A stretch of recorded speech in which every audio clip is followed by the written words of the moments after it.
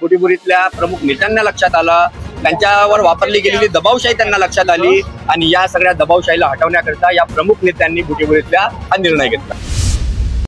नागपुरात आणि महाराष्ट्रात अनेक ठिकाणी नगरपंचायत नगर परिषद निवडणुका सुरू आहेत। त्यासोबत नागपुरातील 27 नगरपंचायत आणि नगर परिषदांचं निवडणुकांचं सत्र सुरू आहे। या प्रचाराची रणधुमाळी सुरू झालेली आहे। यामध्ये विशेष म्हणजे बुटीबुरी नगर परिषद आहे। या नगर परिषदमध्ये राष्ट्रीय चिन्ह म्हटलं तर फक्त भाजपचं चिन्ह दिसून येत आहे।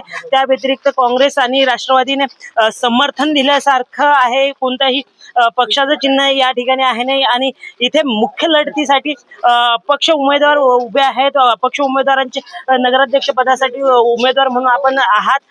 काय सांगाल, आपली कशा पद्धतीची यावेळेची रणनीती आहे आणि मतदारांना काय आकर्षण देणार आहात, काय सांगाल? नमस्कार।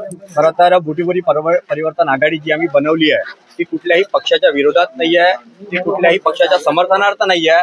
आम्ही ही बुटीबुरी परिवर्तन आघाडी फक्त आणि फक्त बुटीबुरीच्या नियोजनात्मक विकासाकरिता बनवली आहे।